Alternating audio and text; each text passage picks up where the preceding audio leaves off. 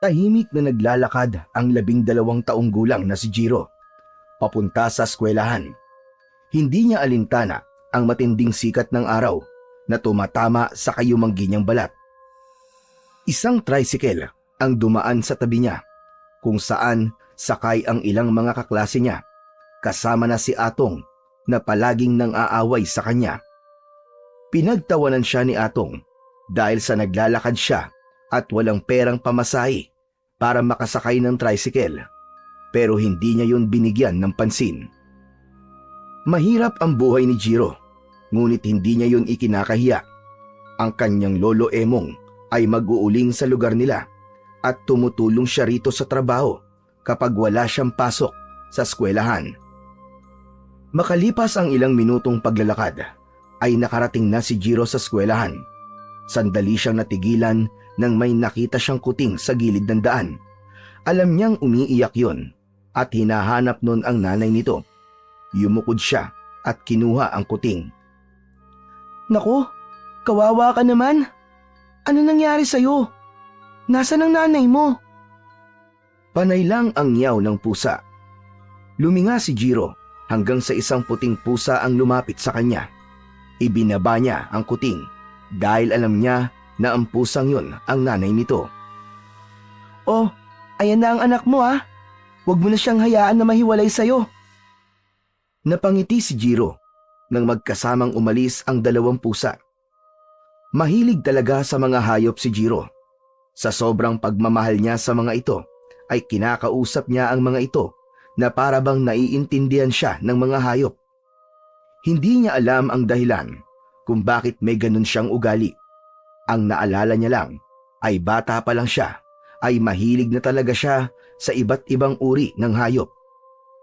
Sa pagtayo ni Jiro ay nagulat siya nang may biglang tumulak sa likod niya. Muntik pa siyang mapasubsob sa lupa. Mabuti na lang at nagawa niyang ituon ng mariin ang isa niyang paa sa lupa. Sa pagharap niya ay agad niyang nakita si Atong na nakangisi. Kasama nito ang 2 pa nilang kaklase na palaging nambubuli kay Jiro.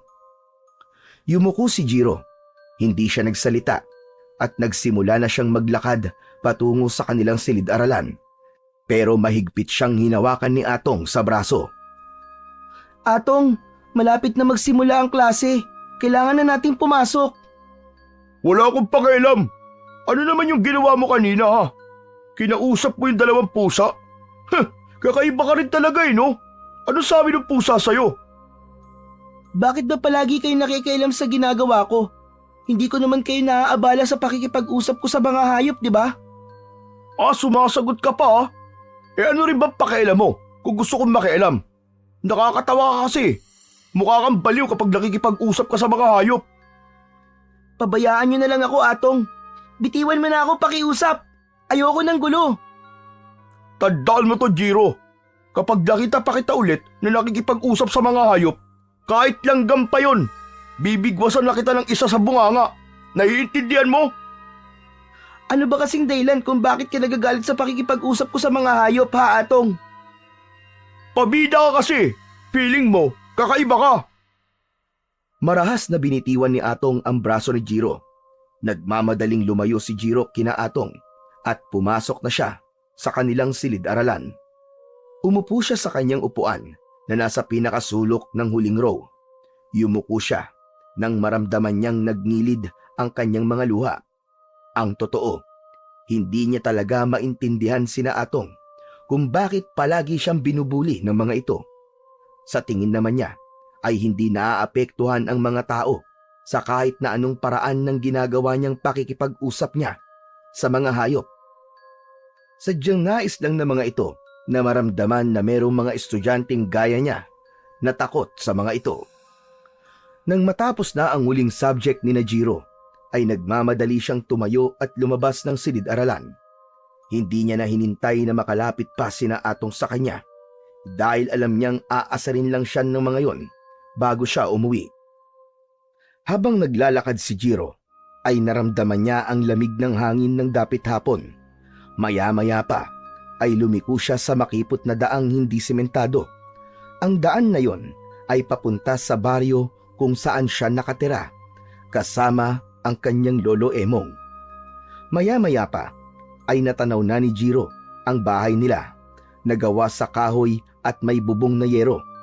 Sa harapan nun ay merong 2 puno ng mangga na tuwing tag-init ay hitik na hitik sa bunga. Mula sa bintana ay natanaw niya ang usok mula sa lutuan, senyales na naghahanda na si Lolo Emong ng hapunan. Pagpasok ni Jiro sa bahay ay naamoy niya ang halimuyak ng nilulutong sinigang na baboy. Nakita niyang nakaharap sa lutuan ang kanyang Lolo Emong. "Nandito na po ako, Lolo." Abay, tama-tama dating mo, Jiro. Malapit na maluto to sinigang. Ilalagay ko na lang ang kangkong. Kumusta pala ang araw mo doon sa eskwelahan? "Ayos lang naman po, Lolo." Sigurado ka ba? Wala bang nag-aaway sa'yo?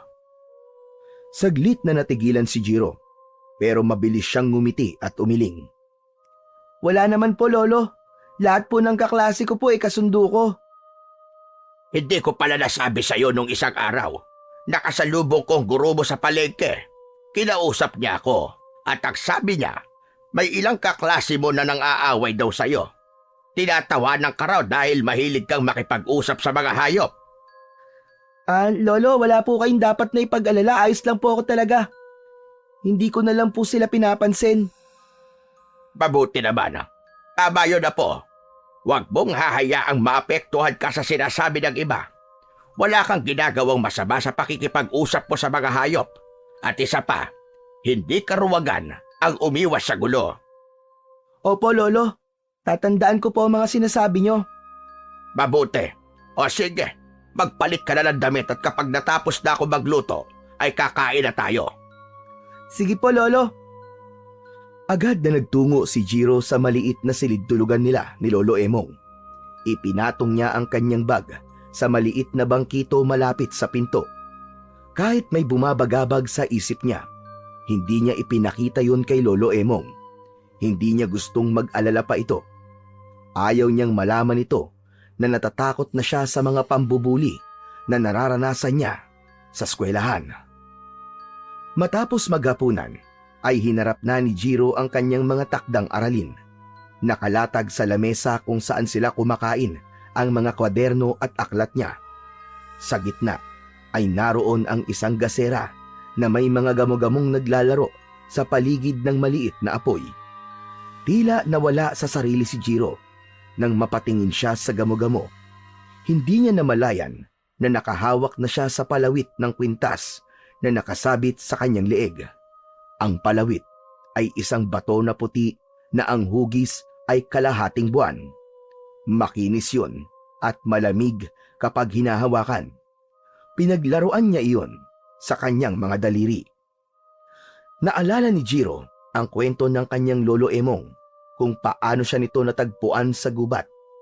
Noong siya ay isang sanggol pa lamang, iniwan siyang mag-isa sa ilalim ng isang malaking puno. Balot ng manipis na tela at ang kwintas na yun ay nakapalupot sa kanyang isang kamay. Ang sabi ni Lolo Emong, dapat ay palagi niyang suot ang kwintas para kung sakaling dumating ang araw na hanapin siya ng kanyang tunay na pamilya, ay madali siyang makikilala. Pero para kay Jiro, hindi na niya kailangang malaman kung sino ang kanyang tunay na mga magulang, sapagkat para sa kanya ay sapat na ang pagmamahal at pag-aaruga na natatanggap niya kay Lolo Emong. Si Lolo Emong kasi ang nag-alaga sa kanya, gumabay at nagparamdam sa kanya ng tunay na pagmamahal at pamilya. Para sa kanya, wala nang hihigit pa roon. Naputol ang malalim na pag-iisip ni Jiro nang marinig niya ang boses ni Lolo Emong. Hindi niya namalayang nasa harapan na pala niya ang matanda. "Ay, Lolo, sorry. May sinasabi ka po ba?"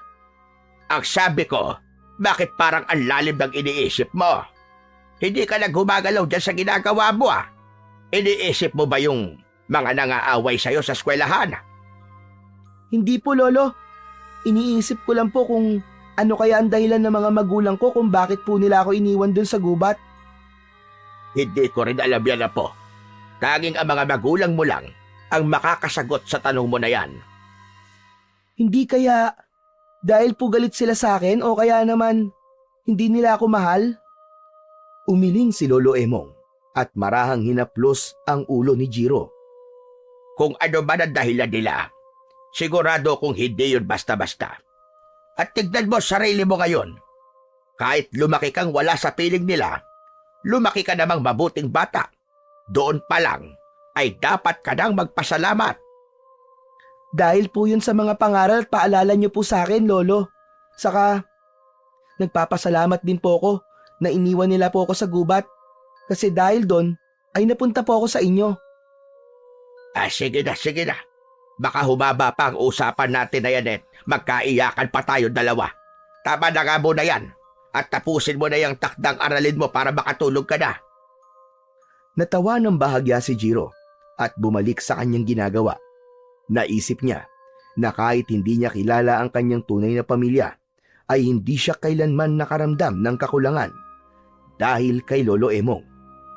Marami pa rin siyang bagay na dapat ipagpasalamat sa kabila ng mga katanungan niya sa tunay niyang pagkatao.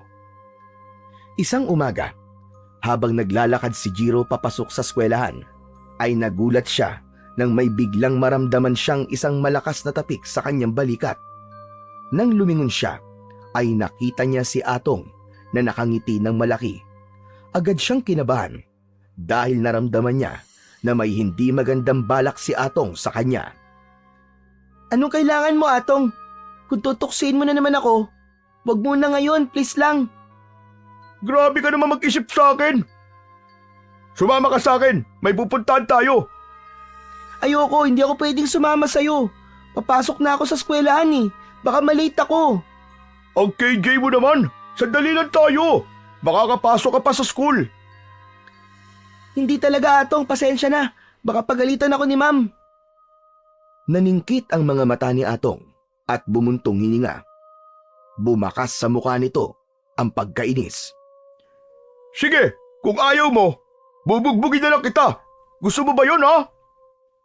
Napalunok si Jiro. Alam niyang hindi biro ang banta ni Atong sa kanya. Ilang beses na niyang nakitang sinaktan nito ang iba nilang kaklase kapag hindi nasunod ang gusto nito. Kahit nais niyang panindigan ang kanyang pagtanggi, ay wala na siyang nagawa kundi ang sumama kay Atong. Tahimik siyang naglakad kasabay ni Atong palayo sa daan patungong eskwelahan. Ilang minuto lang ay nasa harapan na sila ng isang lumang bahay.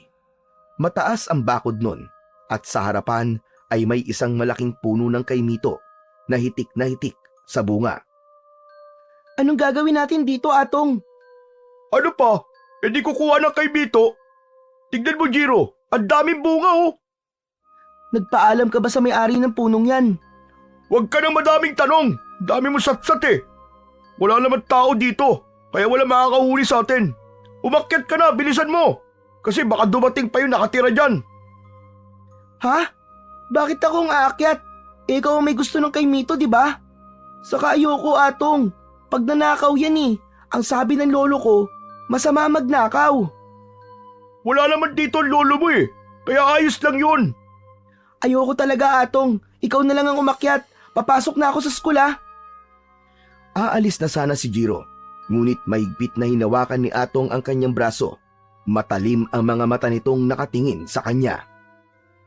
Alam mo, ang dami mong arte sa katawan. Kapag sinabi kong aakyat ka, Jiro. O baka gusto mong dito pa kita gulpin? Nanginig sa takot si Jiro habang nakatitig kay Atong. Sigurado siya na kung hindi siya susunod ay sasaktan talaga siya nito. Napalunok siya at dahan-dahang umakyat sa bakod ng lumang bahay. Pagkasampa niya sa itaas, mabilis siyang bumaba sa bakuran at agad siyang sinundan ni Atong. Palinga-linga si Jiro. Kinakabahan siya dahil baka mamaya ay may makakita sa kanila. Ako na magbabantay sa ibaba. Iagis mo na lang sa akin yung mga bunga makukuha mo. Bilisan mo na, umakyat ka na! Napatingin si Jiro sa puno ng kaimito. Mataas yun, kaya medyo kinabahan siya. Pero wala na siyang nagawa, kundi simulan ang pag-akyat. Habang paakyat siya, ay nagulat siya sa malakas at walang tigil na pagtahol ng aso. Nakita nila sa gilid ng bahay ang isang malaking asong itim. Nakatali yon sa isang posting bakal. Tila nagising ito sa presensya nilang dalawa. Galit na tumatahol ang aso sa kanila at tila nais nitong makawala mula sa pagkakatali. Naku Atong, may aso! Umalis na tayo, baka lapain pa tayo niyan! Nakatali naman eh. Tumigil ka na nga sa kakareklamo mo. Bilisan mo na. Hindi tayo aalis dito hanggat wala tayong nakukuhang kay Mito. Walang nagawa si Jiro, kundi ituloy ang pag-akyat. Maingat niyang pinili ang matatabang sanga upang masiguro na hindi siya malalaglag hanggang sa marating niya ang bahagi ng puno na may pinakamaraming bunga. Kumuha siya ng mga hinog na kay Mito at isa-isang ibinato pababa kay Atong na mabilis namang sinalo nito. Ngunit hindi tumigil ang aso sa pagtahol. Lalong lumalakas ang tahol ng aso hanggang sa nakita ni Jiro na naputol na ang tali ng aso. Nanlaki ang mga mata niya nang sumugod ang aso kay Atong. Atong! Takbo, bilis! Napasigaw sa takot si Atong. Nagmamadali itong umakyat sa bakod. Ngunit sa pagmamadali nito ay nakabitaw ito at bumagsak ito ng paupo sa lupa.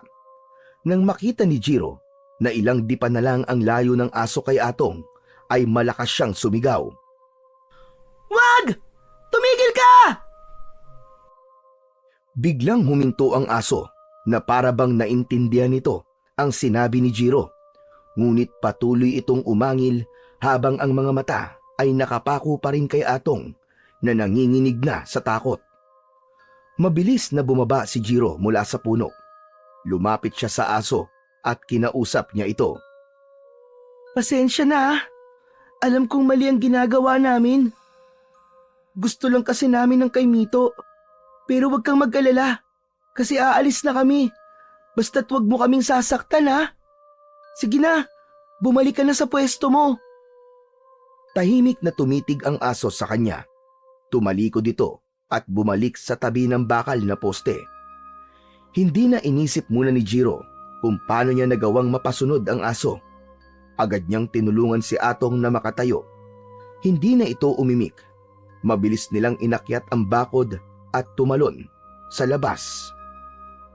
Matapos ang nakakatakot na pangyayari na yon, ay magkasabay nang naglakad sina Jiro at Atong papunta sa kanilang eskwelahan. Napansin ni Jiro ang pananahimik ni Atong. Nakatulala ito at bakas pa rin ang takot sa muka. Atong, ayos ka lang ba? Biglang tumigil si Atong sa paglalakad. Bago pa makapagtanong ulit si Jiro, ay nakita niyang namuo ang luha sa mga mata ni Atong. Bigla itong umatungal ng iyak at laking gulat ni Jiro nang bigla siyang yakapin ni Atong ng mahigpit. Marahan niyang itinulak si Atong palayo sa kanya at tinignan niya ito ng may pagtataka. Hoy, ano ka ba Atong? Ano nangyayari sa'yo? Jiro, ang akala ko kasi mamamatay na ako kanina eh. Akala ko lalapain na ako ng asong yun eh. Huwag mo nang isipin yon. Ang mahalaga, nakaligtas tayo. Jiro, salamat ah. Kahit palagi kitang inaaway at kahit lagi kitang tinutokso, iniligtas mo pa rin ako. Salamat. Sobrang bait mo talaga. Hindi porket hindi maganda ang trato mo sa akin, ay gusto na kita mapahamak. Siyempre, ililigtas pa rin kita. Patawad sa lahat ng ginawa ko sa'yo, Jiro ah. Sorry talaga, hindi ko na uulitin yun. Atong, pinapatawad na kita. Hindi naman kasi ako nagtatanim ng galit sa isang tao eh. Salamat ulit, Jiro ah. Sobrang bait mo pala talaga at wala naman talaga akong dahilan para maging masama sa'yo. Nang iligtas mo ako kanina, napagtanto ko kung gaano ako kasama sa'yo noon.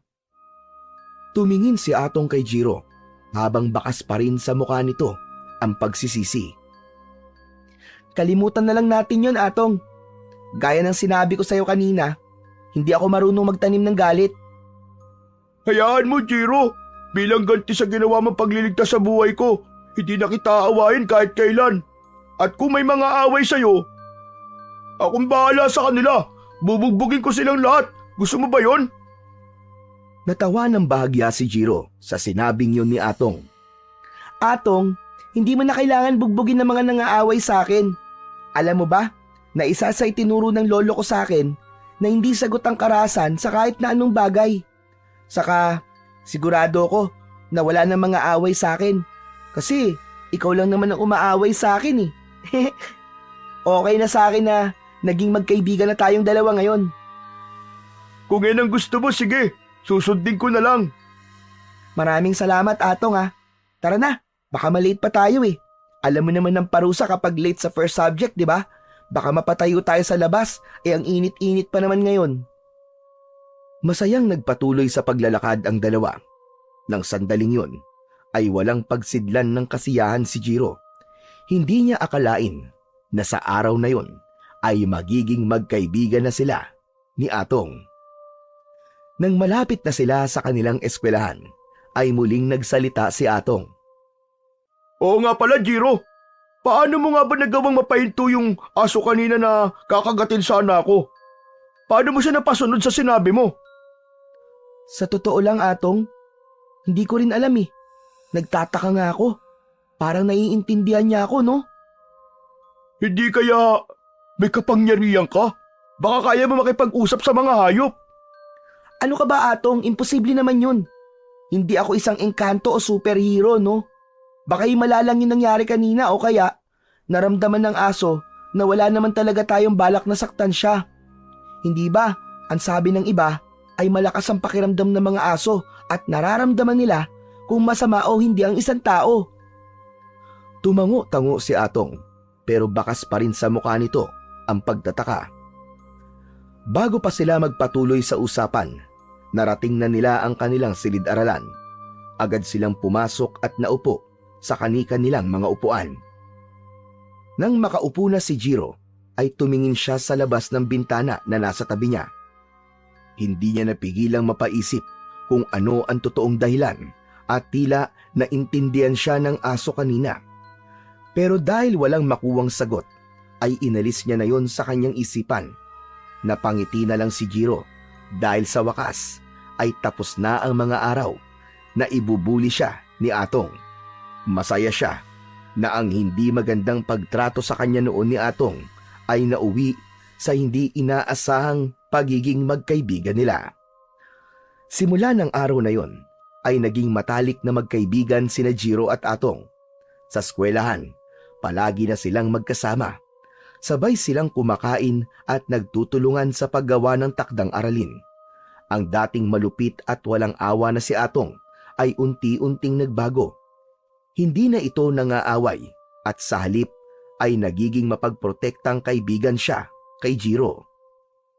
Isang gabi, mahimbing na natutulog si Jiro sa tabi ni Lolo Emong nang bigla siyang magising dahil sa mahinang pag-ungol ng matanda. Nang lingunin niya ito, ay napansin niyang balot ng malamig na pawis ang noo ng kanyang lolo at bahagya itong nanginginig. Dinaman niya ang noo at leeg nito at kinabahan siya dahil sobrang init ng kanyang lolo Emong. Napagtanto niya na mataas ang lagnat ng kanyang lolo. Agad siyang bumangon upang hanapin ang lalagyan ng mga gamot, ngunit wala na yung laman kahit isa. Napagpasyahan niyang lumabas upang bumili sa tindahan ng gamot. Binalikan niya si Lolo Emong at marahan itong ginising. Lolo, bibilan lang kita ng gamot sandali ah. Huwag ka mag-alala, babalik din kagad ako. Sobrang taas po kasi ng lagnat niyo eh. Wag na, Jiro. Gabi na. Bukas na lang ng umaga ako iinom ng gamot. Hindi po pwedeng hindi kayo makainom ng gamot ngayon, Lolo. Babalik din po ako kagad. Huwag po kayong mag-alala sa akin. Mabilis na kumuha ng barya si Jiro at lumabas na siya ng bahay. Tahimik ang paligid habang naglalakad si Jiro sa madilim na kalsada. Sarado na ang lahat ng tindahan sa kanilang baryo, kaya napilitan siyang maglakad patungo sa kabilang baryo kung saan ay may bukas pang tindahan. Pagkatapos makabili ng gamot, agad siyang naglakad pabalik sa kanila. Mabilis ang kanyang mga hakbang dahil sa pag-aalala niya para sa kanyang lolo. Ngunit habang naglalakad si Jiro, ay nakaramdam siya ng kakaibang kilabot. Sa di kalayuan, may naaninag siyang mga nilalang na dahan-dahang naglalakad. Mahahaba ang mga braso ng mga yon, balingkinitan ang mga katawan, at may kakaibang kilos na hindi tulad ng mga normal na tao. Nagimbal siya nang mapagtanto na mga aswang ang mga yon. Natigilan siya sa takot at agad na nagtago sa silong ng isang bahay. Habang pigil ni Jiro ang kanyang paghinga sa silong ng bahay, ay napansin niya ang isang aso sa tabi niya. Nataranta siya at natakot na baka tumahol ito at makuha ang atensyon ng mga aswang. Dahan-dahan niyang tinapik ang ulo ng aso at bumulong. Huwag kang maingay ha! Baka mamaya makita nila tayo! Laking gulat ni Jiro nang tila naunawaan siya ng aso. Hindi nga ito tumahol kahit hindi siya nito kilala. Sa halip ay tahimik lang itong tumingin sa kanya. Nanatili si Jiro sa kanyang pinagtataguan at umasa siya na lilisan ang mga aswang nang hindi siya napapansin. Maya-maya pa ay sumilip si Jiro mula sa silong at nakita niya ang mga aswang na palapit sa bahay na kanyang kinaroroonan. Halos pigilan niya ang kanyang paghinga. Hindi siya gumalaw habang unti-unting lumalapit ang mga nilalang sa pinto ng bahay. Hanggang sa isang malakas na kalabog ang umalingaw-ngaw. Napapitlag si Jiro nang wasaki ng mga aswang ang pinto ng bahay. Kasunod nun ay ang malalakas na sigawan mula sa loob. Nanginig si Jiro habang pinakikinggan ang mga panaghoy at sigaw ng mga taong nasa loob ng bahay. Narinig niya ang mga kalampag, ang mga yapak na nagmamadali at ang tunog ng mga kuko na pumupunit sa laman. Hanggang sa unti-unting tumahimik ang lahat. Wala na ang sigawan at ang paghingi ng saklolo. Nakahawak si Jiro sa bibig niya habang pinipigilan ang kanyang sarili na humihikbi. Ilang sandali pa, nakita ni Jiro na lumabas na ang mga aswang sa bahay at naglakad palayo hanggang sa tuluyan nang mawala ang mga yon sa kanyang paningin. Nanatiling nakatulala si Jiro sa ilalim ng bahay. Hindi niya magawang gumalaw. Nang medyo naimasmasa na siya, ay marahan siyang lumabas mula sa kanyang pinagtataguan. Hindi niya tinapunan ng tingin ang loob ng bahay dahil alam niyang hindi maganda ang makikita niya roon. Pabilis siyang tumakbo pauwi sa kanila. Pagkarating ni Jiro sa kanilang bahay, ay nakita niya si Lolo Emong na nakaupo sa papag habang umiinom ng mainit na salabat. Napatingin ito sa kanya at agad nitong napansin ang kanyang namumutlang muka at nanginginig na katawan. Dali ka, Jiro. Bakit parang takot na takot ka? May nagyari ba? Ayos ka lang ba po? Ano kasi Lolo may asong humabol po sa akin. Pero wag po kayong mag-alala kasi okay lang po ko.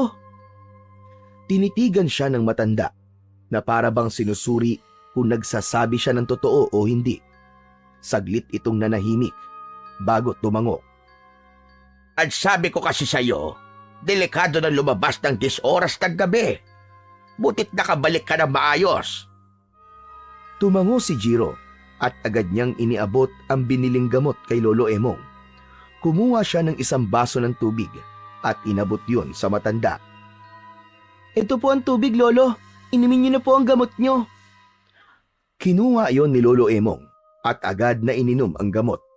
Pilit nang ngumiti si Jiro, pero sa loob-loob niya ay hindi pa rin niya maalis sa isip niya ang nakitang karumal-dumal na pangyayari.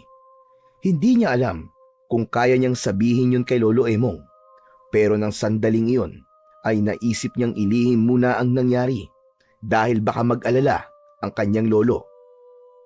Nang sumunod na araw, nasa ilalim ng puno ng mangga na nasa likod ng isang lumang classroom si Jiro. Hawak niya ang isang banana cue at sa malamig na nasa plastic na merong straw. Hindi niya magawang kumain dahil ang isip niya ay patuloy na bumabalik sa nangyari noong nakaraang gabi. Nadidinig niya pa rin sa kanyang isipan ang makapanindig balahibong sigaw ng mga biktima ng aswang. Kahit anong gawin niya, hindi niya maalis-alis sa isip niya ang mga eksenang yon. Napalunok si Jiro at hindi niya namalayang nanginginig na ang kanyang kamay. Bigla namang dumating si Atong at umupo ito sa tabi niya. May dala rin itong banana cue. Kanina pa kita hinahanap eh. Sabi ko na nga ba't nandito ka lang? Hindi pinansin ni Jiro si Atong na natili siyang nakatingin sa kawalan habang patuloy sa pagsasalita ang kanyang kaibigan. Narinig mo na ba ang balita, Jiro? Alam mo ba, kagabi may isang pamilya raw na inatake ng mga aswang sa mismong loob ng bahay nila. Wala raw nakaligtas, patay lahat. Napalunok si Jiro. Narinig niya ang sinabi ni Atong, ngunit nanatili siyang walang imik. Nakakatakot na pala talaga ang lugar natin. Dati-rati, sabi lang na matatanda na may mga aswang daw dito, pero ngayon, totoo na talaga. Gumagala na sila sa gabi. Hoy, kanina pa ako nagsasalita. Nakikinig ka ba? Nagising si Jiro sa malalim niyang pag-iisip. Agad siyang bumuntong hininga at bahagyang ngumiti ng pilit. Oo. Nakikinig ako, Atong. Parang hindi naman eh. Ano bang iniisip mo? Alam ko na yung nangyari kagabi. Ha? Paano? Kasi Atong, nakita ko sila. Yung mga aswang. Kagabi, pauwi na ako sa bahay nang may nakita ko mga aswang sa daan. Agad ako nagtago sa silong ng isang bahay. Akala ko ligtas na ako doon. Pero hindi ko alam na yung bahay na yun ang mismong papasukin ng mga aswang.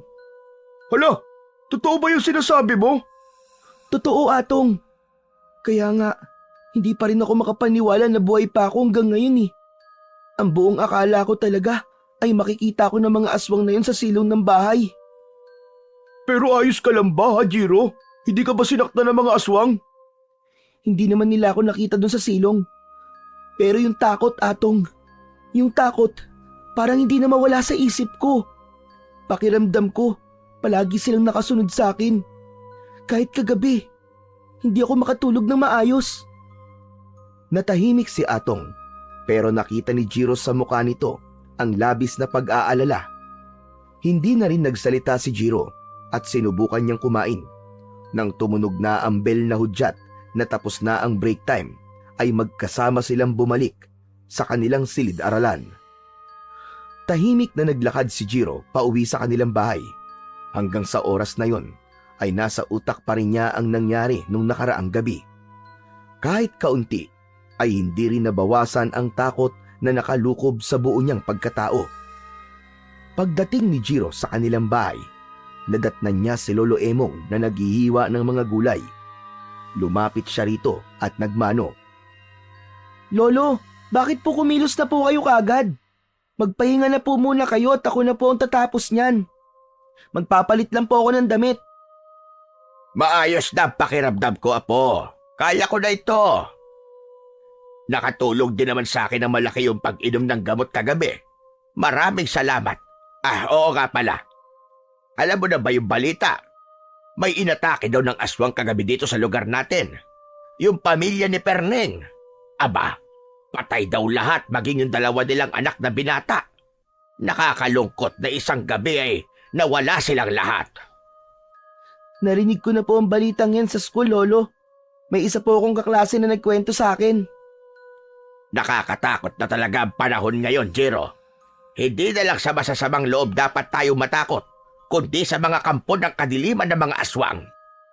Pero mabuti na lang, at yung humabol sa'yo kagabi ay aso lang at hindi aswang. Talagang pinoprotektahan ka pa rin ng ating Panginoong Diyos, Jiro. Magpasalamat ka. Hindi nakasagot si Jiro. Hindi pa niya masabi sa kanyang lolo na muntik na siyang mapabilang sa mga napatay na mga aswang noong nakaraang gabi. Pero Jiro, ito tatandaan mo ha.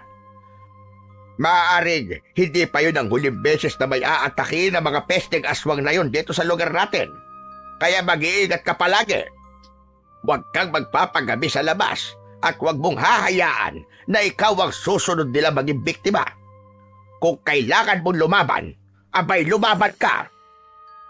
Ramdam ni Jiro ang takot sa boses ng kanyang lolo. Kahit hindi nito sabihin ng direkta, alam niyang takot din ito, gaya niya. Mula nang kumalat ang balita tungkol sa pamilyang pinaslang ng mga aswang, unti-unting binalot ng takot ang buong baryo. Sa pagsapit ng dapit hapon, nagmamadali nang umuwi ang mga tao sa kani-kanilang mga bahay. Wala nang nagtatangka na manatili sa labas kapag madilim na.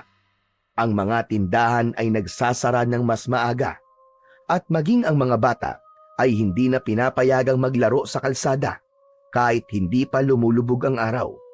Ang dating tahimik at payapang baryo ay napuno ng takot at pangamba, lalo na sa pagkagat ng dilim. Sa takot ng mga residente, nagpatayo ang ilan ng mga bakod na yari sa kawayan at matitinik na sanga upang protektahan ang kanilang mga bahay. Ang ilan ay nagsabit ng bawang sa kanilang pintuan, habang ang iba naman ay nag-iwan ng asin sa kani-kanilang mga bintana. Sa gabi, ang ilan ay nagsusunog ng gulong sa labas ng bahay dahil may paniniwala na ang ganung gawain ay makatutulong upang hindi sila lapitan ng mga aswang. Ngunit kahit na anong gawing pag-iingat ng lahat, isang bagay ang malinaw na wala nang nakakatulog ng mahimbing sa baryo ni Jiro. Isang gabi, biglang nagising si Jiro sa malakas na sigawan mula sa labas. Agad siyang napabangon at lumingon kay Lolo Emong. Nagawa niya ay napabalikwas din dahil sa kanilang narinig. May takot na napatingin si Jiro sa kanyang lolo. Lolo, ano nangyayari sa labas? Bakit may mga nagsisigawang mga tao? Mukhang umatake na naman ang mga aswang. Sandali, at sisiguraduhin kong hindi sila makakapasok dito. Tumayo si Lolo Emong mula sa papag at sumunod naman dito si Jiro. Lalo pang lumakas ang hiyawan ng mga tao. Bago pa sila makalapit sa pinto, ay bigla yung bumukas ng malakas at isang nakakatakot na aswang ang pumasok doon. Nanlilisik ang mga mata ng aswang at may tumutulong malapot na laway mula sa bibig nito. Umatras sila at mabilis na dinampot ni Lolo Emong ang itak na nakasabit sa dingding. Sinugod nito ang aswang pero naagaw ng aswang ang itak at malakas nitong itinulak sa sahig si Lolo Emong. Agad na lumapit si Jiro sa kanyang lolo. Tumakbo ka na, Jiro! Tumakas ka na! Iligtas mo ang sarili mo! Hindi, Lolo! Hindi po kita kayang iwan dito, Lolo! Sa isang iglap, dinakma ng aswang ang braso ni Jiro at Lolo Emong. Marahas silang hinila ng aswang palabas ng bahay. Halos hindi makapagsalita si Jiro sa sobrang bilis ng mga pangyayari. Sa labas, nagkalat ang mga tao na nanginginig sa takot habang nakaupo sa lupa. Wala nang nagawa ang maglolo, kundi ang maupo na rin. Sa harapan ng mga tao ay may isang mas malaking aswang na nakatayo, mas matangkad kesa sa ibang aswang. May maitim na balat at matatalim na pangil. Naramdaman ni Jiro ang kaba sa kanyang dibdib nang magtagpo ang mga mata nila ni Atong na kasama rin sa mga biyag na naroon. Sa tingin ko, ay narito na kayong lahat. Magpapakilala muna ako para malaman niyo kung sino ang dapat niyong katakutan. Ang pangalan ko ay Hidalgo at ako ang pinuno ng mga aswang na nasa inyong harapan. Nagtataka siguro kayo kung bakit kami narito. Isang babaylan ang nagsabi sa akin na nasa lugar na ito ang nag-iisang anak ng diwata ng buwan na si Libulan at hawak ng anak niya na yon ang mutya ng asong gubat.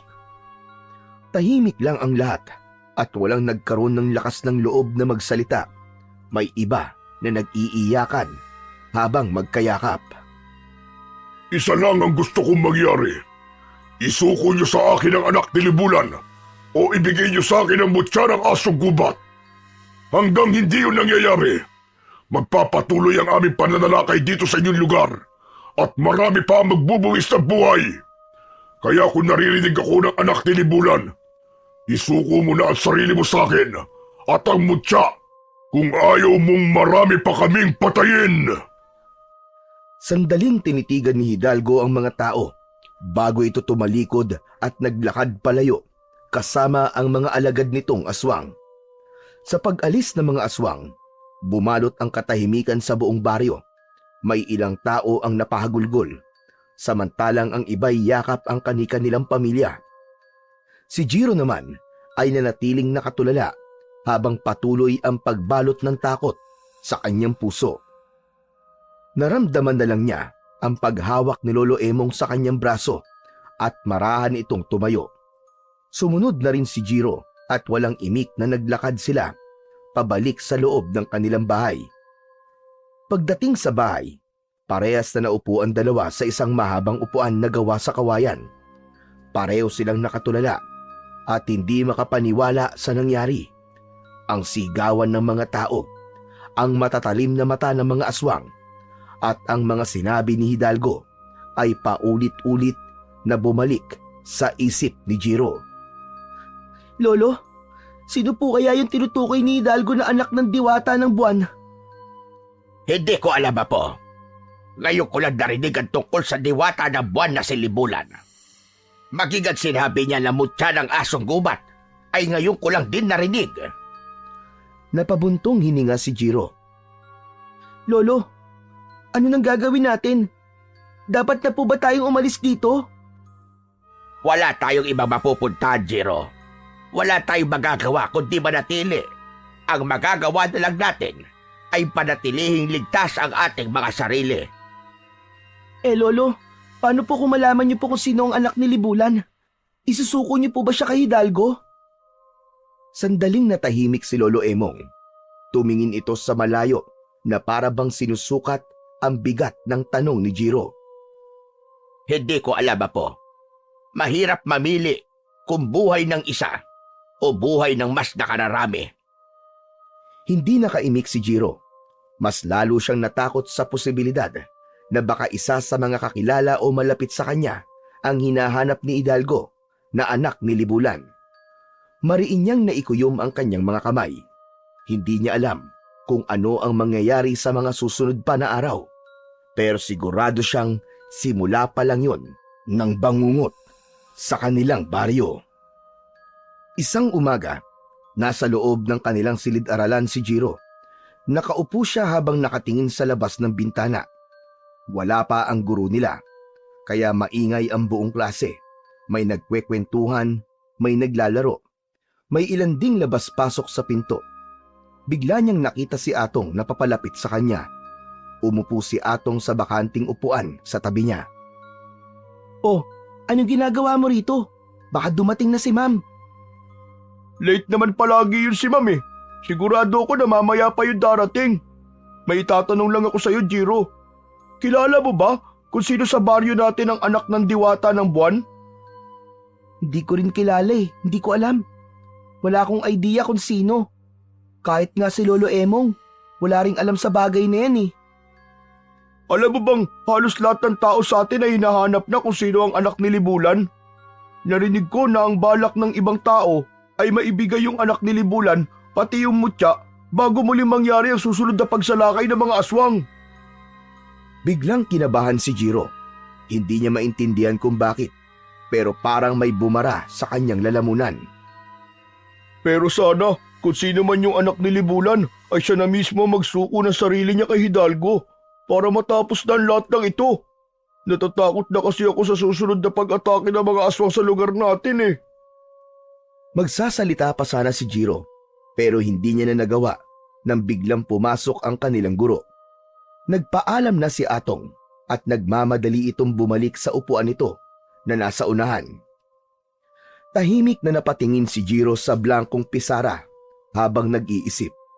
Naintindihan niya kung bakit gano'n na lang kadesperado ang mga tao sa lugar nila na maibigay ang gusto ni Hidalgo. Ngunit hindi niya rin maintindihan kung bakit tila kinakabahan siya ng sobra. Sa paglipas ng mga araw, lalong lumala ang takot at pag-aalala ng mga tao sa baryo nila. Halos araw-araw ay may pulutong ng mga kalalakihan na nagtitipon-tipon sa gitna ng plaza.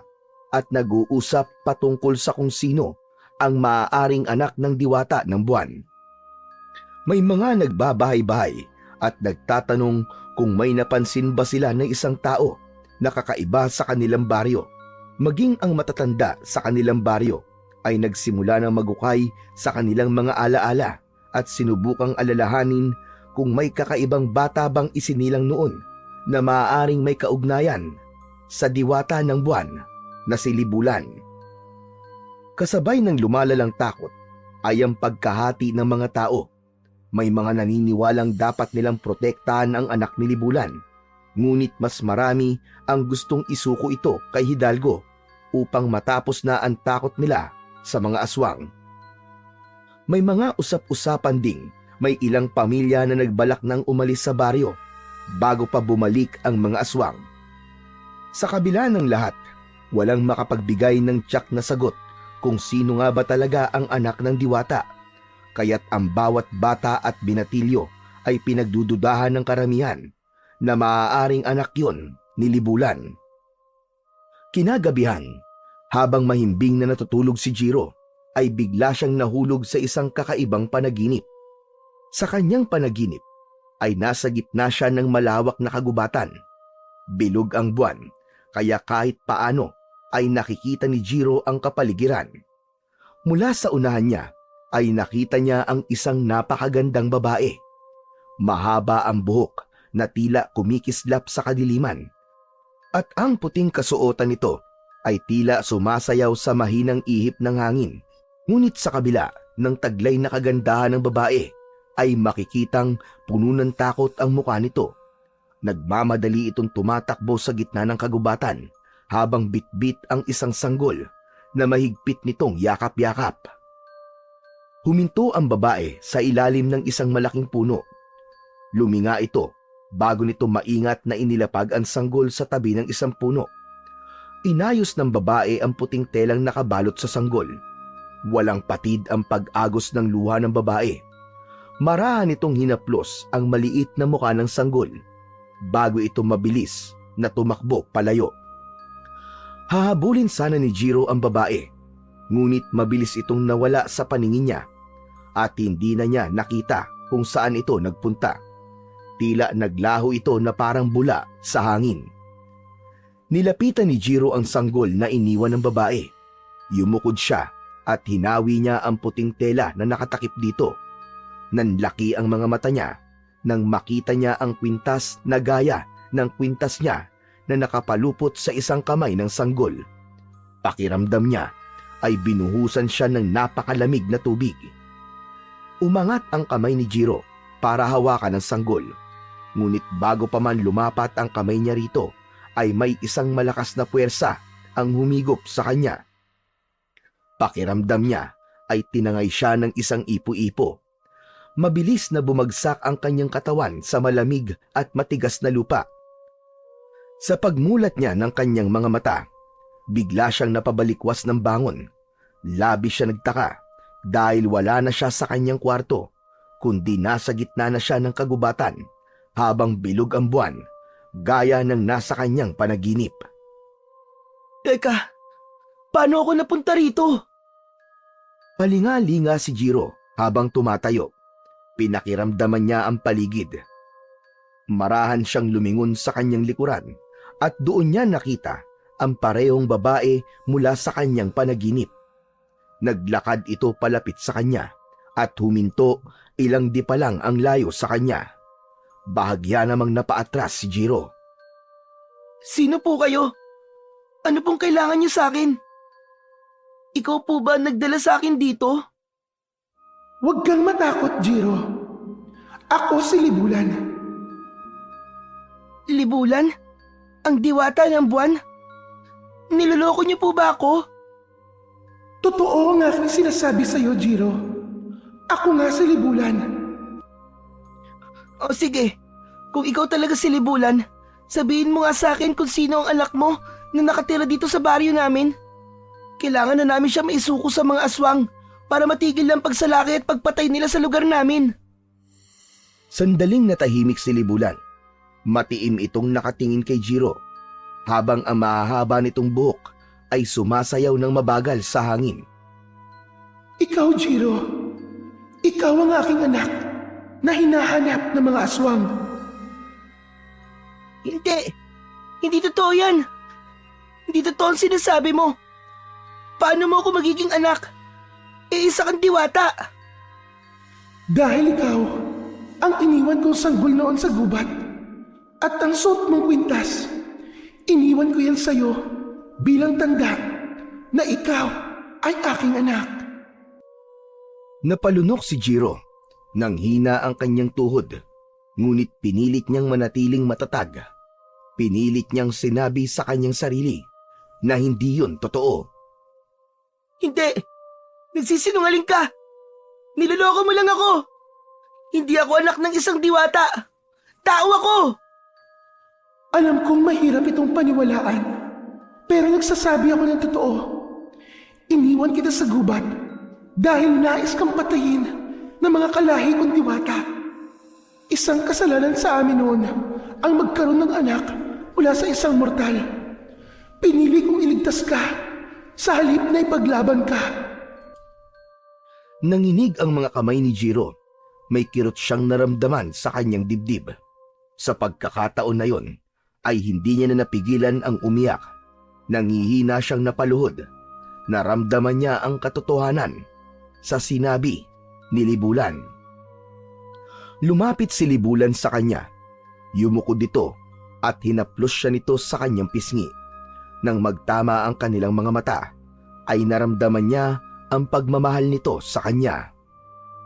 Parin mo ko, anak. Kinailangan kong gawin yon para iligtas ka. Hindi ko akalain na pansamantala lamang pala ang kaligtasan mo sa mundo ng mga tao dahil may mga aswang na nais kunin sa'yo ang mutya ng asong gubat. Ano?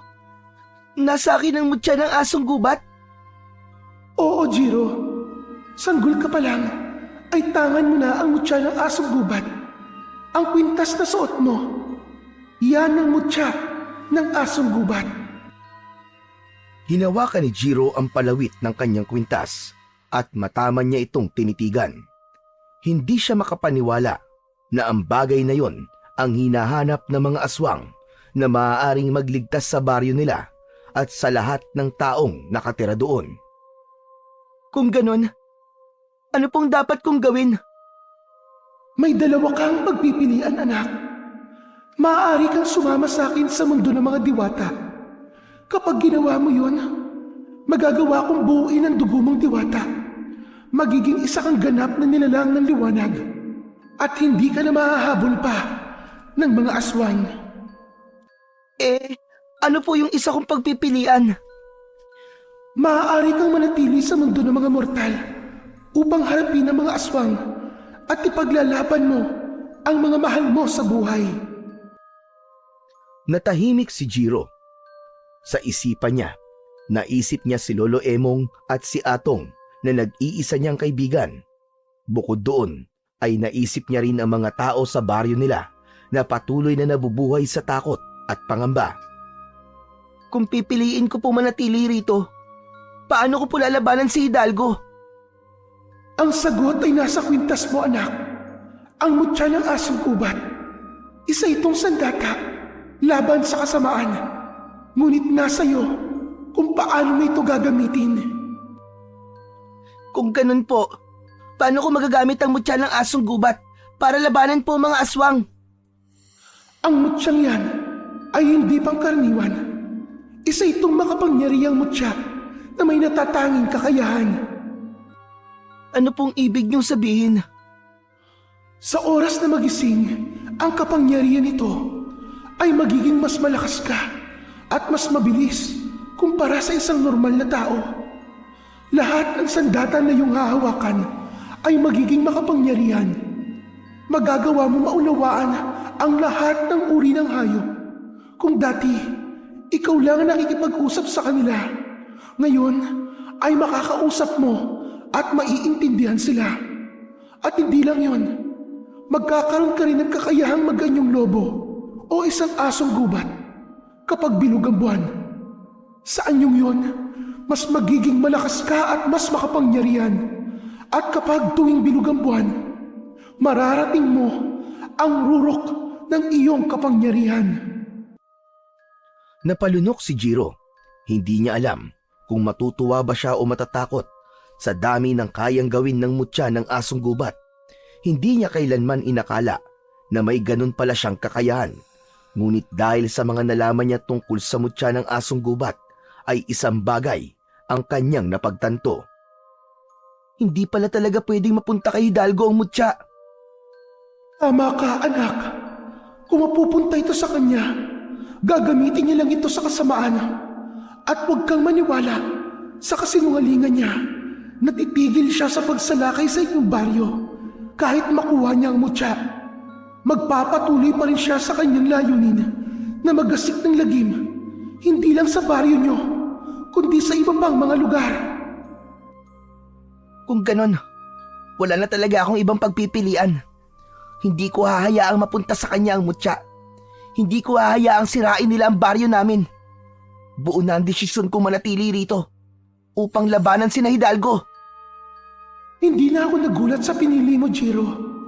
Alam kong malaki ang pagmamahal mo sa baryong kinalakihan mo. Iginagalang ko ang iyong desisyon. At sa sandaling magising ka, ay magigising rin ang kapangyarihan ng mutya ng asong gubat. At huwag kang mag-alala, anak, dahil kusa mong matututunan kung paano mo gagamitin ang kapangyarihan ng mutya ng asong gubat. Bago pa man makapagsalita si Jiro, ay nakaramdam siya ng pagbigat ng talukap ng kanyang mga mata. Unti-unting nagdilim ang paligid niya hanggang sa tuluyan na siyang malugmok sa mahimbing na pagtulog. Isang marahang pagyugyug sa kanyang balikat ang gumising kay Jiro. Nang ibukas niya ang kanyang mga mata, ay bumungad sa kanya ang muka ng kanyang lolo Emong. Maliwanag na ang paligid at nang igala niya ang paningin sa paligid, ay napagtanto niyang nakabalik na siya sa bahay nila. Lolo, ano pong nangyari? Jiro, bumangon ka na. Ba't malilate ka na sa eskwela? Masyado yatang napasarapan tulog mo ah. Sige na, bumangon ka na at mag-almusal ka na bago pumasok. Napabalikwas si Jiro ng bangon nang marinig ang sinabi ng kanyang lolo Emong. Agad niyang tinungo ang bintana. Sa labas ay natanaw niyang mataas na ang araw. Naku po, malilate na nga po ako, Lolo. Mabilis niyang kinuha ang kanyang uniforme at nagmamadaling nagbihis. Hindi na niya naisip ang panaginip niya dahil ang tanging laman ng isip niya ng mga sandaling yon ay kung paano siya aabot sa klase nila nang hindi napapagalitan ng kanyang guro. Kinuha ni Jiro ang kanyang bag at isinukbit yon sa kanyang likod. Lolo, hindi na po ako makakapag-almusal. Kailangan ko na pong umalis. Malilate na po ako. Teka lang, hindi ka pwedeng umalis ng walang laman ng tiyan mo. Sa school na lang po ako kakain, Lolo. Nang makuha na niya ang baon niyang pera, ay nagmamadali siyang lumabas ng bahay at patakbong tinahak niya ang daan papuntang eskwelahan. Tinawag pa siya ni Lolo Emong para mag-almusal, ngunit hindi na niya pinakinggan ang kanyang lolo. Makalipas ang ilang minuto, ay nasa gilid na ng kalsada si Jiro. Mabilis na lang siyang naglakad dahil medyo napagod na siya sa pagtakbo. Maya-maya ay isang tricycle ang huminto sa tabi niya. Nakita niya si Atong na sumungaw mula sa loob at kumaway sa kanya. Jiro, sakay na! Sabay na tayo papunta sa school! Wag na, Atong. Maglalakad na lang ako. Wala akong pamasahe. Ano ka ba? Ako nang bahala sa pamasahe mo. Ako na magbabayad. Sumakay ka na, sige na. Malilate ka kapag naglakad ka lang. Alam ni Jiro na tama si Atong. Ang masaklap pa, kapag na-late siya, ay baka pauwiin pa siya ng kanilang guro, lalo na kung hindi maganda ang gising nito. Kaya naman, tinanggap na lang niya ang offer ni Atong at sumakay na siya sa tricycle. Nang makasakay si Jiro, ay mabilis na umandar ang tricycle papunta sa kanilang eskwelahan. Hindi naman nagtagal, nakarating na sila sa harap ng kanilang paaralan. Agad na bumaba sina Jiro at Atong at tumakbo sila ng mabilis patungo sa gate. Atong, salamat ng panlilibre mo sa akin ng pamasahe ah. Sa susunod, ako naman ang taya. Sus, kahit wag na, maliit na bagay lang yun. Mabilis na pumasok si Jiro sa loob ng paaralan. Nang makarating sila sa kanilang silid, ay nakahinga sila ng maluwag dahil wala pa roon ang kanilang guro para sa kanilang unang subject. Sa nakalipas na maghapon ni Jiro sa paaralan, ay hindi niya maalis sa kanyang isip na siya pala ang anak ng diwata ng buwan na si Libulan na hinahanap ni Hidalgo.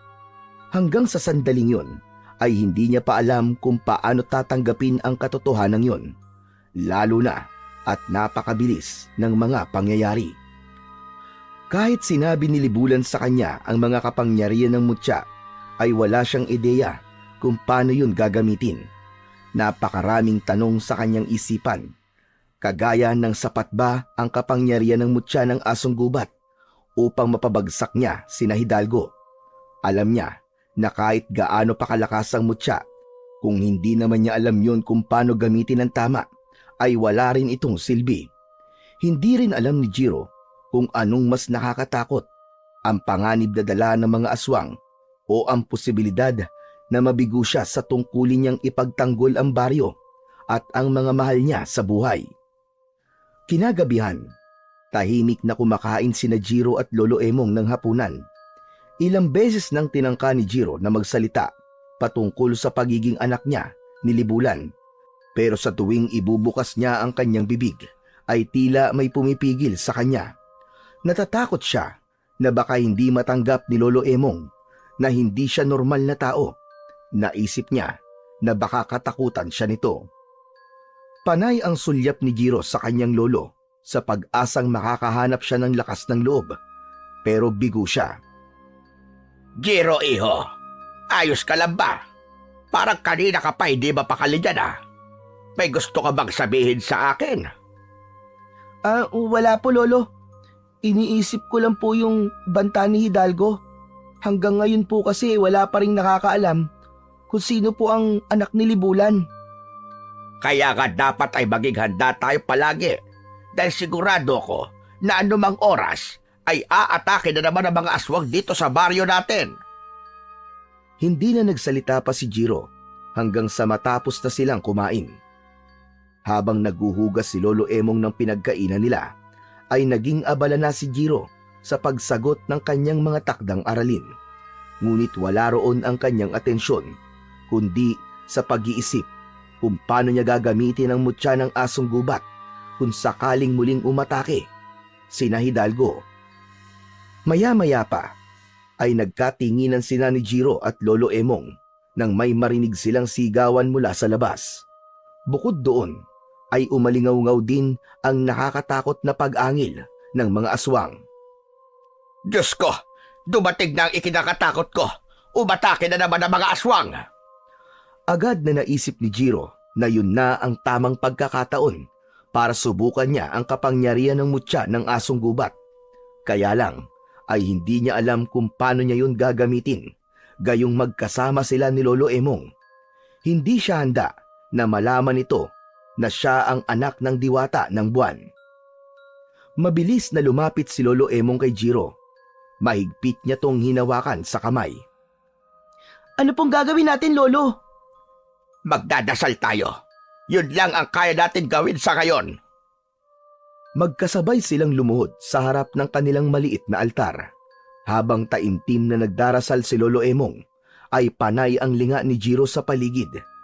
Patuloy ang kaguluhan sa labas ng kanilang bahay at patuloy rin si Jiro sa pag-isip ng paraan kung paano siya makakatakas. Ilang minuto na ang lumipas pero wala pa ring tigil ang sigawan ng mga tao sa labas. May mga humihingi ng tulong at may mga umiiyak. Tumingin si Jiro kay Lolo Emong na mariing nakapikit habang patuloy na bumibigkas ng panalangin. Naisip niya na wala na siyang mapagpipilian kundi ang umalis at lumabas sa kanilang bahay upang matulungan niya ang mga tao. Mabilis na tumayo at tumakbo palabas ng bahay si Jiro. Labis na nagulat ang lolo niya sa kanyang ginawa. Jiro! Saan ka pupunta? Abay, pambihira kang bata ka! Bumalik ka rito! Narinig ni Jiro ang sigaw ng kanyang lolo, ngunit hindi siya lumingon. Hindi siya huminto sa pagtakbo dahil ang tanging nasa isip niya ay ang labanan ang mga aswang. Mabilis siyang nagtungo sa likod ng kanilang bahay at tinungo niya ang makapal na talahiban. Hindi niya alintana ang matatalas na dahon na humihiwa sa kanyang balat.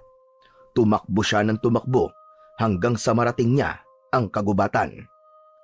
Patuloy na tumakbo si Jiro hanggang sa naisipan niyang huminto. Paglinga niya sa paligid ay napansin niyang tahimik na nakamasid sa kanya ang halos lahat ng hayop sa gubat.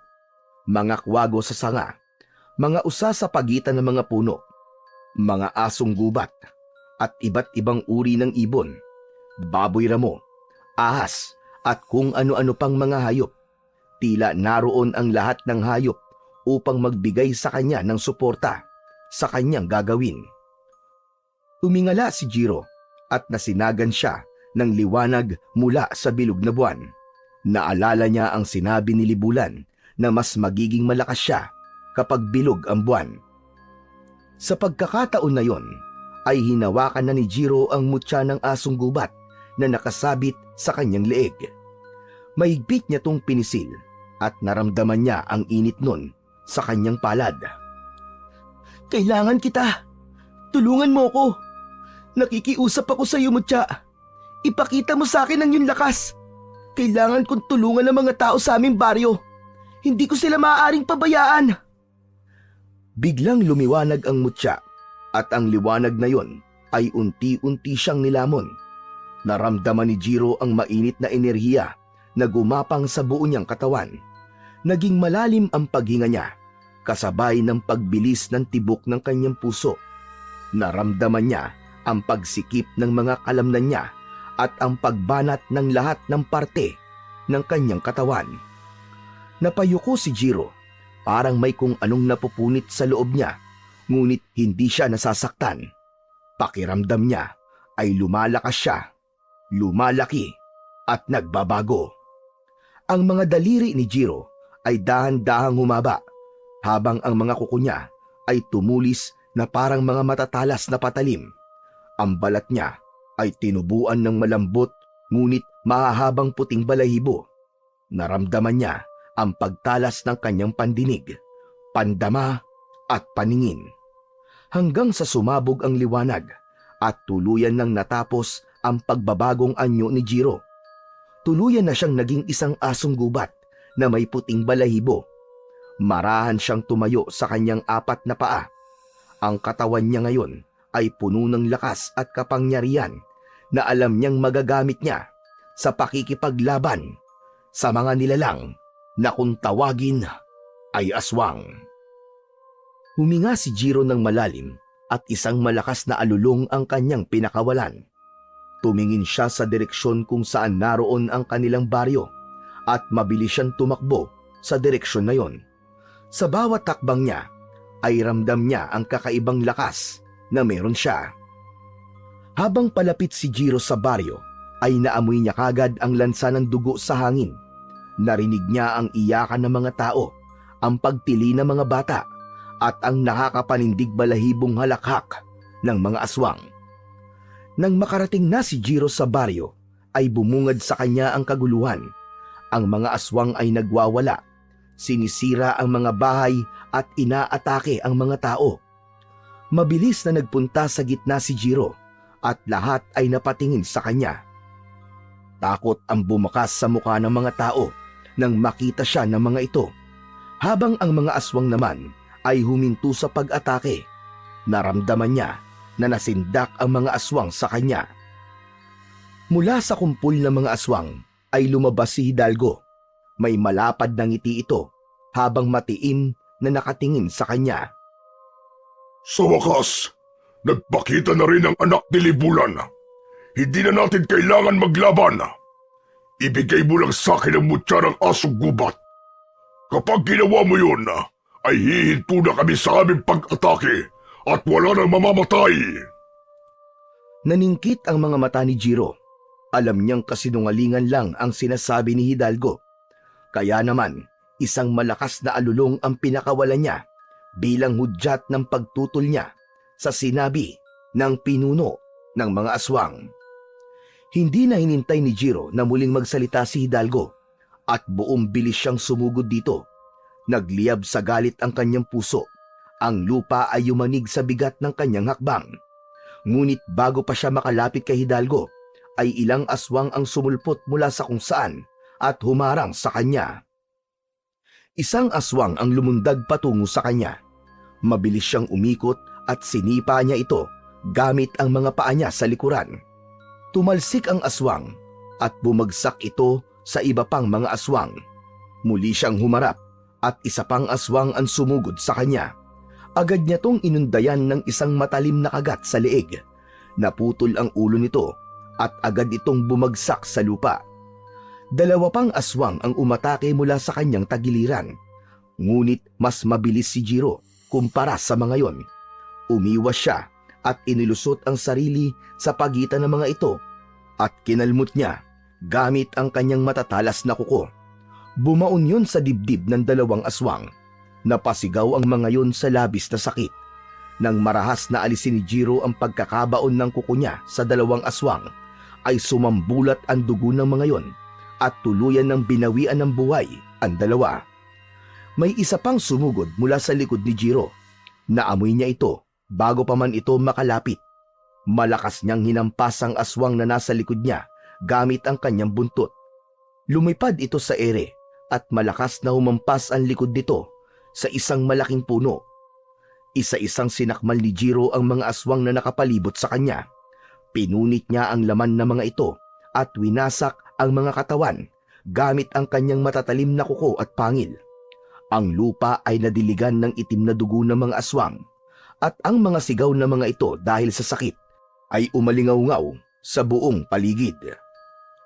Hanggang sa isang utos mula kay Hidalgo ang nagpahinto sa mga aswang. Tama na! Umatras na muna tayo! Hindi pa tayo tapos, anak ni Liburan. Babalik kami at sisiguraduhin kung mapapatay ka na namin sa muli nating pagkikita! Mabilis na umatras ang mga aswang kasama si Hidalgo. Hahabulin sana ni Jiro ang mga yon, ngunit mabilis na naglaho ang mga yon sa dilim. Bumalik ang katahimikan sa paligid. Ang mga tao ay nanatiling nakatulala at hindi makapaniwala sa kanilang nasaksihan. Tinignan ng lahat si Jiro. Ang ilan ay nanginginig sa takot. Alam ni Jiro na hindi pa alam ng mga tao kung kakampi ba siya o gaya rin siya ng mga aswang na pumapatay ng mga tao.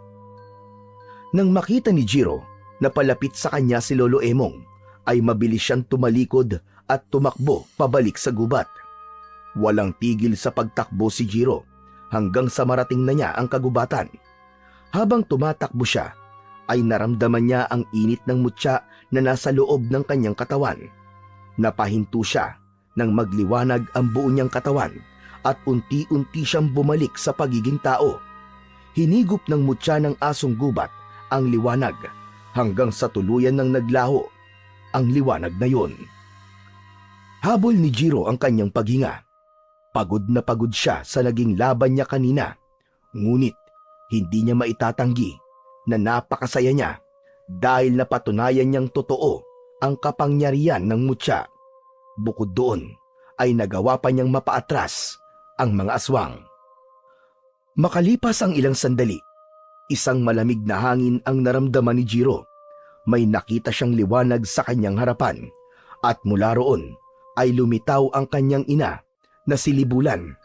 Nakangiti ito at bakas sa muka ang labis na kasiyahan. Nagagalak ako at ligtas ka, anak.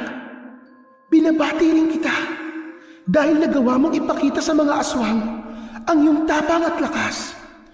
Ngunit hindi pa dito natatapos ang laban, anak. Hanggat hindi mo napapatay si Hidalgo, hindi titigil ang kadilimang bumabalot sa baryo niyo. Siya ang punot dulo ng lahat ng ito, kaya kailangan mo siyang tapusin sa lalong madaling panahon. Napakagat ng labi si Jiro. Alam niya na kahit napaalis niya ang mga aswang sa gabing yon, ay babalik at babalik pa rin ang mga ito. hindi siya maaaring maging kampante hanggat hindi niya nawawakasan ang buhay ni Hidalgo. Salamat po sa lahat ng itinuro niyo sa akin, Ina.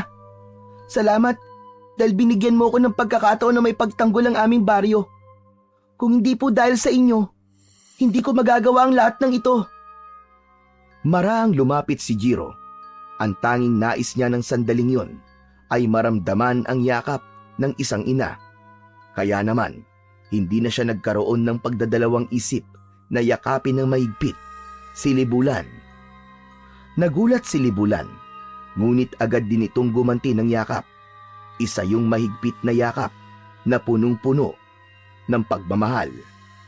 Sa unang pagkakataon, hindi na itinanggi ni Jiro sa kanyang sarili na may dugo siyang diwata. Buong puso niya nang tinanggap ang katotohanan na yon dahil napagtanto niya na kung hindi dahil sa ina niyang si Libulan ay hindi niya magagawa ang nagawa niyang kabayanihan ng gabing yun. Matapos na makausap ni Jiro si Libulan, ay naglakad na siya pabalik sa kanilang bahay. Nang matanaw niya ang kanilang bahay, ay nakita niya si Lolo Emong na nakaupo sa may hagdan. Nang lumapit siya rito, ay agad itong tumayo at sinalubong siya. Jiro, pabihira ka, bata ka sa kabagaling. Bakit ka tumakbo kanina? Pasensya na po, Lolo. Natakot po kasi ako nang marinig kong may mga aswang na umaatake. Baka po pumasok po sila sa loob ng bahay kaya po tumakbo po ako at nagtago po ako sa gubat. Saglit na natahimik si Lolo Emong bago bumuntong hininga. Pasaway ka talaga, bata ka. Pero hayaan mo na yon. Ang mahalaga ay ligtas ka. Pero sana naman, kung nais mo magtago, sabihin mo muna sa akin para alam ko at hindi ako nag-aalala sa'yo. Opo, Lolo. Biglaan po kasi. Hindi na po mauulit. Pero alam mo ba ang nangyari kanina? May isang malaking puting asong gubat ang dumating. Nilabanan nito mga aswang at napaatras niya ang mga aswang. Kung hindi dahil sa asong gubat na yon, baka mas marami pang namatay na mga tao. Talaga po? Ibig sabihin, meron na po pala tayong tagapagtanggol laban sa mga aswang. Sana nga. Sana totoo ngang tagapagtanggol ang asong gubat na yon. Hindi nakaimik si Jiro. Nais niyang sabihin sa lolo niya na hindi nito dapat pagdudahan ang puting asong gubat sa layunin nito kung bakit ito nakipaglaban sa mga aswang. Pero mas pinili niyang manahimik na lamang. Hala, sige na. Bukas na lang natin pag-usapan ito at matulog ka na. Alam kong pagod ka rin. Tumango si Jiro. Pumasok na sila sa kanilang bahay at dumiretso sila sa papag. Pagkahiga ni Jiro, ay agad niyang naramdaman ang pagod mula sa naging laban niya kanina. Sa isang iglap, napapikit siya at agad na nilamon ng mahimbing na pagtulog. Maliwanag na nang magising si Jiro. Napahikab siya at tumingin sa paligid. Medyo tanghali na. Alam niya na hindi siya ginising ng lolo niya dahil wala siyang pasok sa eskwelahan. Bumangon na siya at nagtungo sa hapagkainan. May nakahain na doon na kanin, pritong isda at pritong itlog. Nagtimpla siya ng kape at nagsimula na siyang mag-almusal. Napangiti si Jiro nang maalala ang nangyari nung nakaraang gabi. Hindi pa rin siya makapaniwala na nagbago siya ng anyo at naging isa siyang asong gubat. Maya-maya pa, bumukas ang pinto at pumasok si Lolo Emong na may dalang isang bayong na puno ng gulay. Aba, gising ka na pala, Jiro. Mabuti, para may katulong ako magluto mamaya. Saan po kayo galing, Lolo? Nagpunta ako sa palengke kanina. Habang papunta nga ako ron, ay nakasalubong ko yung kaklase mong si Atong. Hinahanap ka nga eh. At sabi ko ay tulog ka pa. At sabi niya, mahihiramin daw siyang libro sa'yo. Sabi ko puntahan ka na lang rito. Nagpunta na ba siya? Hindi pa po. Tuloy-tuloy po kasi ang tulog ko eh. Malamang nagpunta na yun dito at hindi ka nalang ginising nang kunin niya yung libro na hinihiram niya sa'yo. Magsasalita pa sana si Jiro nang may maramdaman siyang kakaiba sa kanyang leeg. Napahawak siya roon at nanlamig siya. Nang mapagtanto na wala na sa leeg niya ang kwintas, tumayo siya at agad na bumalik sa higaan. Hinanap niya sa mga unan at kumot ang kwintas, ngunit hindi niya yon natagpuan. Bumalik si Jiro kay Lolo Emong upang magtanong. Lolo, nakita niyo po ba yung kwintas ko? Nawawala po eh. Aba, kanina ko pa nga napapansin na hindi mo yun suot. Ang akala ko hinubad mo muna. Napalunok si Jiro. Isa lang ang naisip niyang posibilidad kung bakit wala ang kwintas niya. Tanging si Atong ang naisip niyang salarin dahil ito lamang ang pumasok sa bahay nila. Kaya hindi na siya nagdalawang isip. Nagmamadali siyang lumabas ng bahay at tinungo ang bahay ni na Atong. Walang tao roon nang dumating siya pero nakabukas ang pinto. Tahimik na pumasok si Jiro at iginala niya ang mata sa paligid. Sa isang maliit na lamesa ay nakita niya ang kanyang kwintas. Agad niya yung nilapitan at kinuha. Hindi niya maintindihan kung bakit yun kinuha ni Atong. Gayong sigurado siyang walang alam si Atong sa kung ano talaga ang kwintas niya. Aalis na sana si Jiro pero pagharap niya ay nakita niya ang kaibigang si Atong na nakatayo sa may pintuan. Namumutla ito habang nakatingin sa kwintas na hawak ni Jiro. Ibalik mo sa akin ang kwintas, Jiro! Kailangan kong ibigay ang kay Hidalgo para matapos ng pagsalakay ng mga aswang sa baryo natin! Nagulantang si Jiro sa kanyang narinig. Alam mo kung ano ang kwintas ko na to? Oo, alam ko na yan ang mutya ng asong gubat at hindi lang yun ang nalaman ko. Alam ko na rin kung sino ka. Ikaw ang anak ng diwata ng buwan na si Libulan. Matamang nakatitig si Jiro kay Atong habang mahigpit ang pagkakahawak niya sa mutya. Hindi niya alam kung paanong nalaman ni Atong ang kanyang lihim. Paano mo nalaman ng lahat ng yon, Atong? Sinundan ko kagabi ang puting asong gubat nang mapaatras niya ang mga aswang. Nakita ko na ang asong gubat at ikaw ay iisa. Nakita ko rin na nakipag-usap ka kay Libulan at base sa pag-uusap nyo, alam kong ikaw ang anak niya. Kaya Jiro, ibigay mo na lang kay Hidalgo ang mutya. Kapag ginawa mo yun, titigil na mga aswang sa pagsalakay nila sa baryo natin. Hindi na tayo mabubuhay sa takot. Hindi totoo yan, Atong. Kung ibibigay ko kay Hidalgo ang mutya, mas lalo lang siyang lalakas. Hindi siya titigil sa kasamaan niya. Kahit mapunta pa sa kanya ang mutya, ay sigurado kung hindi siya titigil sa pagsalakay sa baryo natin. Hindi solusyon ng pagsuko, Atong. Kailangan labanan natin si Hidalgo. At gagawin ko ang lahat para tapusin ang kasamaan niya. Pinapangako ko yun. Nanatiling tahimik si Atong. Maya-maya pa ay nanginig ang balikat nito hanggang sa bumagsak ang mga luha nito. Nilapitan nito si Jiro at tinapik ito sa balikat. Patawad, Jiro. Natakot lang kasi ako eh. Ayoko may masaktan at mamatay pa kaya kinuha ko sa iyo mutya para ibigay sana kay Hidalgo. Hindi ko naisip na malaki ang posibilidad na nagsisinungaling siya sa ipinangako niya na sa oras na maibigay natin sa kanya ang mutya ay titigil siya sa pag-atake.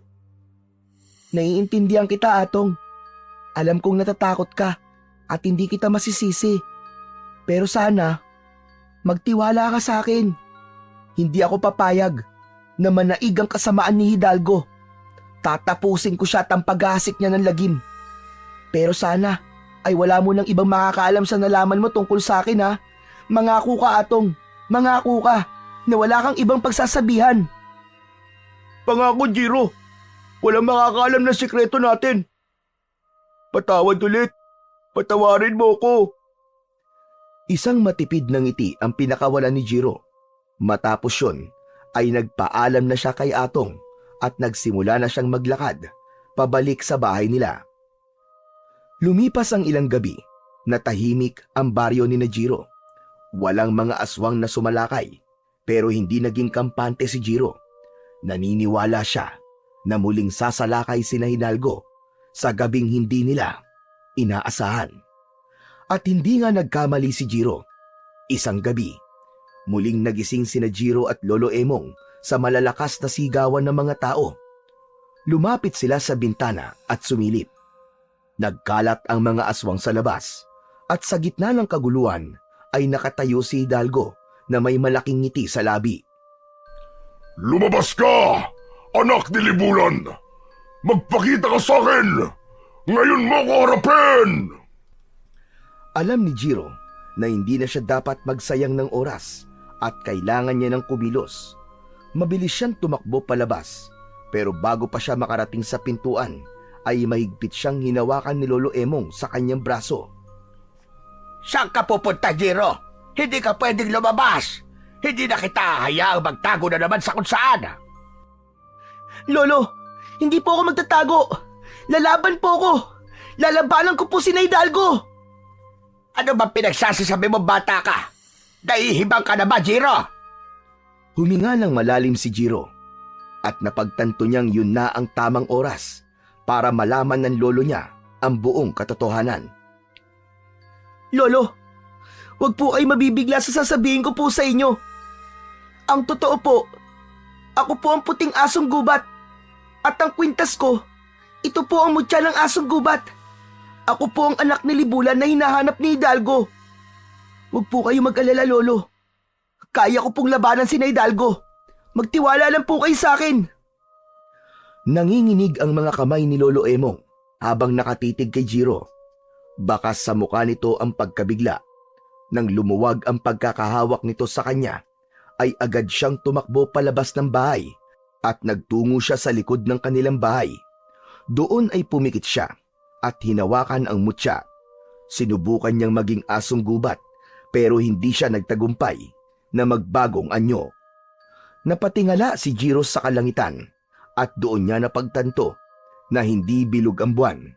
Nanlamig siya nang mapagtanto niyang wala siyang kakayahan na maging isang asong gubat. Pero hindi pa rin siya nawalan ng pag-asa. Kinuha niya ang itak na nakapatong sa ibabaw ng mga panggatong na kahoy. Matapos yun, ay malalaki ang mga hakbang na lumabas siya sa kanilang bakuran upang harapin sina Hidalgo. Nagtungo si Jiro sa sentro ng kaguluhan habang may bitbit na itak. Nang makita niya si Hidalgo na nakatalikod sa gawi niya, ay hindi siya nagdalawang isip na tawagin ang pansin nito. Hidalgo! Ako ang hinahanap mo! Ako ang anak ni Libulan!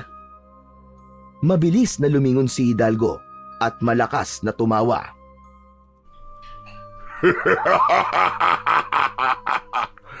Ikaw nga ba ang anak ni Libulan?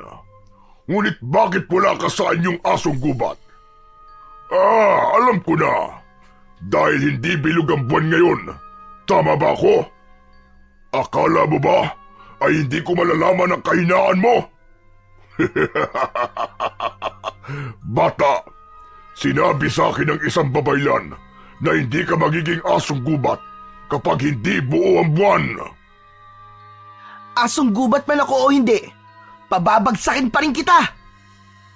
Kung ganoon, patunayan mong kaya mo ko, anak ni Libulan. Matapos yung sabihin ni Hidalgo, ay mabilis na kumilos ang mga aswang at sabay-sabay na lumundag ang mga yon papunta kay Jiro. Ngunit hindi umatras si Jiro at mas lalo pa niyang hinigpitan ang kapit niya sa kanyang itak. Sa isang mabilis na galaw, pinutol niya ang kamay ng isang aswang na umatake sa kanya. Isa pang aswang ang sumugod mula sa kanyang kanan. Ngunit mabilis niyang iniwasan ang matatalim nitong kuko at sinaksak niya ito sa tiyan. Hanggang sa pinahinto ni Hidalgo ang mga aswang sa pag-atake kay Jiro. Lumayo ang mga aswang kay Jiro at humakbang si Hidalgo palapit sa kanya.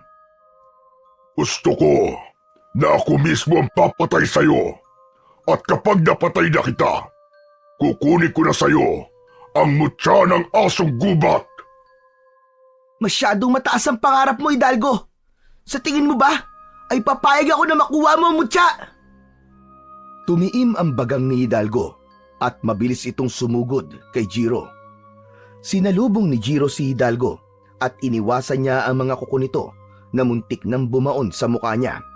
Ngunit sa pag-iwas niya ay biglang sumulpot si Hidalgo sa likod niya at nagawa siya nitong kalmutin sa likod. Napadapa si Jiro sa lupa at nakita niya ang mga tao na nakatingin sa kanya. Bakas sa mga mata ng mga yon ang pag-asa na magagawa niyang talunin si Hidalgo. Nakita niya rin si Lolo Emong at naramdaman niya ang tiwala nito sa kanya.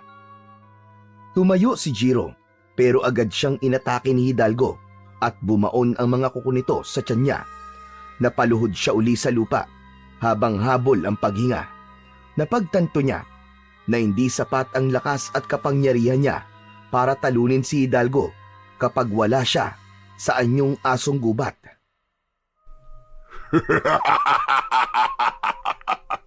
Nasaan na ang yabang mo kanina, bata?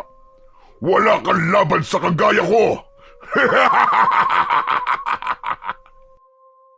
Bumagsak si Jiro sa lupa habang walang tigil ang pagbalong ng dugo sa mga sugat niya.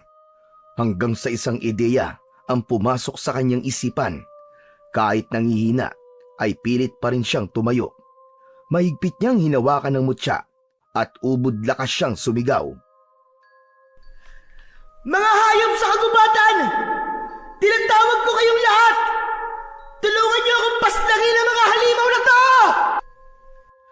Ilang segundo lamang ang lumipas bago nagsimulang magkaroon ng kakaibang presensya sa paligid. May mga ibon na lumipad galing sa kagubatan. May mga ahas din na dumating. Maging ang mga baboy ramo ay lumabas mula sa masukal na kakahuyan. At ang iba pang mababangis na hayop mula sa gubat ay dumating bilang tugon sa pagsamo ni Jiro. Nagulat si Hidalgo nang makita ang pagdating ng mga hayop. Sabay-sabay na sinugod ng mga hayop si Hidalgo. Tinuka ito ng mga ibon sa muka. Ang mga ahas naman ay mabilis na gumapang sa katawan nito at nilingkis ito upang hindi makagalaw si Hidalgo. Ang iba namang hayop ay kinagat si Hidalgo. Walang nagawa si Hidalgo kundi ang sumigaw habang pinupuksa ito ng mga hayop. Nang makita ni Jiro na labis nang nahihirapan si Hidalgo, ay inutusan niya ang mga hayop na lubayan na si Hidalgo. Nang lumayo ang mga hayop kay Hidalgo, ay ginamit niya ang natitira niyang lakas at tumakbo siya ng mabilis patungo kay Hidalgo. Buong puwersa niyang itinarak ang itak sa tapat mismo ng puso ni Hidalgo na labis nitong ikinabigla. Nang hugutin ni Jiro ang itak, ay umikot siya at pinadaan niya ang talim ng itak sa leeg nito na agad nitong ikinasawi. Walang buhay na bumagsak sa lupa ang katawan ng pinuno ng mga aswang na si Hidalgo. Nang makita ng mga aswang ang kamatayan ng pinuno ng mga ito, ay takot na umatras at tumakas sa mga ito. Hinayaan lang ni Jiro na makatakas ang mga alagad ni Hidalgo, ngunit hindi niya kinalimutan na magbanta. Subukan niyong bumalik pa rito at sisiguraduhin kong magagaya kayo sa sinapit ng pinuno niyo! Walang tigil sa pagtakbo ang mga aswang hanggang sa tuluyan ng maglaho ang mga yon sa dilim. Nang wala na ang mga aswang, ay tinignan ni Jiro ang bangkay ni Hidalgo. Hindi pa rin siya makapaniwala na nagawa niyang mapatay ang pinuno ng mga aswang kahit wala siya sa anyong asong gubat. Ngunit alam niya na hindi niya yun magagawa kung hindi dahil sa tulong ng mga hayop sa gubat. Kaya buong puso niyang pinasalamatan ang mga yon. Nang bumalik na ang mga hayop sa gubat, ay nagbunyi ang lahat ng mga tao at lahat ay nagpasalamat kay Jiro. Maging si Atong ay masayang masaya at niyakap pa siya nito. Matapos siyang yakapin ni Atong, ay nagmamadaling lumapit si Jiro kay Lolo Emong at mahigpit niya itong niyakap. Lolo, tapos na po! Tapos na! Patay na po si Hidalgo! Ipinagbabalaki kita, Jiro. Hindi ako nagkamali na sinunod ko ang sinabi mo kanina na magtiwala ako sa iyo. Kaya naman kahit nakikita kong natatalo ka na, ay naniwala pa rin akong magtatagumpay ka. Maraming salamat po, Lolo. Pero, hindi po ba kayo natatakot sa akin ngayong nalaman niyo na po kung sino talaga ako? Kahit ano o kung sino ka pa man, tanggap kita, Jiro. Ikaw pa rin ang apo ko. ikaw pa rin ang Jiro na nakita ko sa gubat at pinalaki ko. Wala akong dahilan para matakot sa iyo, Apo. Nang marinig yun ni Jiro, ay tuluyan ang bumagsak ang mga luha niya dahil sa labis na kasiyahan. Bukod sa pagpaslang kay Hidalgo, ang pagtanggap sa kanya ni Lolo Emong ang pinakamahalagang bagay na nangyari sa buhay niya ng gabi na yon. Makalipas ang ilang buwan, unti-unting bumalik sa normal ang buhay ng mga tao sa baryo ni Jiro. Sa kabila ng katotohanang naiiba si Jiro sa lahat, tinanggap siya ng mga tao bilang isang bayani. Kasama si Lolo Emong, namuhay si Jiro ng tahimik at payapa. Paminsan-minsan, umaalis si Jiro upang makipagkita kay Libulan sa kagubatan. Bagamat nagdesisyon si Jiro na manirahan sa mundo ng mga tao, ay hindi pa rin huminto si Libulan na gampanan ang pagiging ina nito kay Jiro. Nang sandaling yun, ay wala nang mahihiling pa si Jiro, kundi ang maging habang buhay na ang kapayapaan sa baryo nila na minsang sinubok ng kadiliman, ngunit sa huli, ang liwanag at kabutihan pa rin ang namayagpag.